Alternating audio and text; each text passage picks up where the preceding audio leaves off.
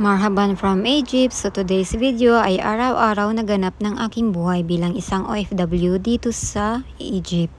Sa unang araw ng linggo ay unang pasok ng mga bata, kaya maaga akong nagigising para gisingin na ang mga alaga ko para mag-ready na pumasok ng school. Hindi ko na pala hinatid yan sila guys, sundo ang alaga ko ngayon at ipinapasakay ko na lang sila sa loob ng sasakyan para dalhin sila ng driver sa school.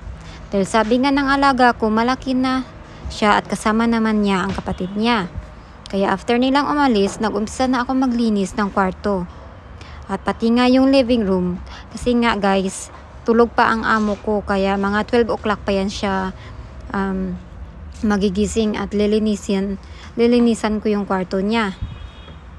Kaya nagpapahinga muna ako niyan guys. After ko maglinis ng kwarto ng mga bata. At sa time na yan ay naramdaman ko na yung sakit ng puson ko kasi parating na yung period ko at yan nga hindi ko na kaya yung sakit. Kaya iniinuman ko siya ng hot tea or kumakain ako ng chocolate. Pag hindi ko talaga kaya yung sakit, umiinom talaga ako ng Panadol para sa pain reliever para hindi naman masyadong sumasakit yung puson ko kasi hindi talaga ako makapagtrabaho niyan guys pag hindi ko mainuman ng gamot. So after ng kinabukasan, pumunta ako ng birthday-han kasi birthday ng kaibigan ko na si Ate Alina.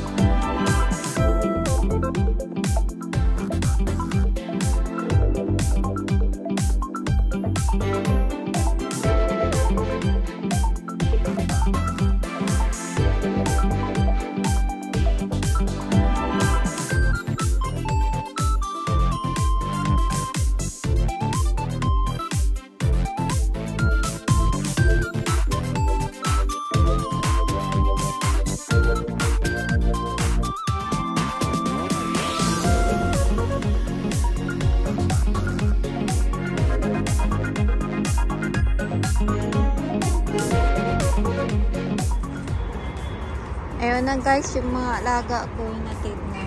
Ang ganda ng panahon ngayon guys, tingnan mo, oh. May blossoms na.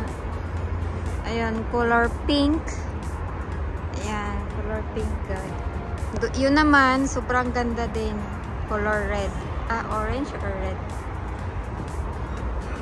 Ayan. Start na ng natanggal yung puno na to. Sobrang taas na siya. Pinagawa yung kabilang bahay. Start.